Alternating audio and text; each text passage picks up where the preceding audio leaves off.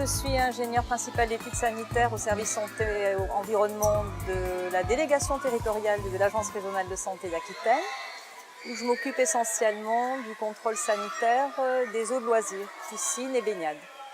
Alors, concernant les piscines, ce contrôle sanitaire relève de prescriptions du Code de la santé publique. Tout maître d'ouvrage, public ou privé, qui possède une piscine mise à disposition du public doit le déclarer à l'Agence régionale de santé et doit respecter des prescriptions autant techniques qu'administratives concernant cet établissement. Ce contrôle sanitaire comprend une visite et à chaque visite sont faites les mesures des paramètres de traitement de l'eau ainsi qu'un prélèvement chimie et bactériologique pour amener au laboratoire agréé par le ministère de la Santé pour analyse. Ensuite, nous faisons des mesures des paramètres de traitement de l'eau, notamment le pH, le chlore libre, le chlore combiné ou chloramine, ce composé irritant, et le stabilisant Siliana.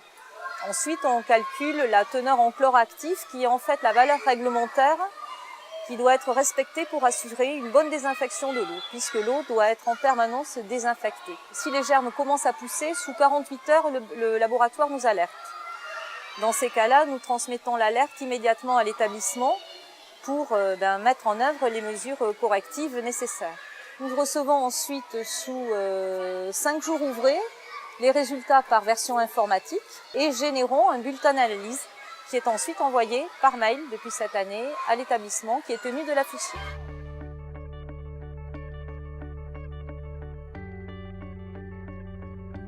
Il y a des règles d'hygiène simples à respecter. Déjà, avoir un maillot propre lorsqu'on vient à la piscine, se changer en arrivant, passer aux toilettes, prendre une douche savonnée, puisque sans savon, on n'élimine pas la majeure partie des germes que l'on retrouve ensuite dans le bassin.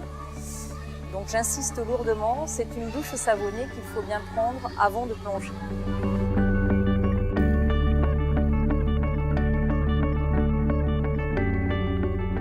Le maître d'ouvrage est tenu d'assurer un entretien rigoureux des installations, et quotidien d'ailleurs. Il faut qu'il fasse au moins 2 à 3 fois par jour des mesures, des paramètres de traitement de l'eau, de façon à vérifier que le traitement est efficace. Ensuite, il faut faire un apport d'eau journalier qui est très important, puisque c'est un moyen vulgairement de diluer la pollution, et notamment de baisser les teneurs en chloramine. Donc ce minimum réglementaire est de 30 litres, mais en pratique on se rend bien compte que 30 litres c'est largement insuffisant pour maintenir une bonne qualité d'eau.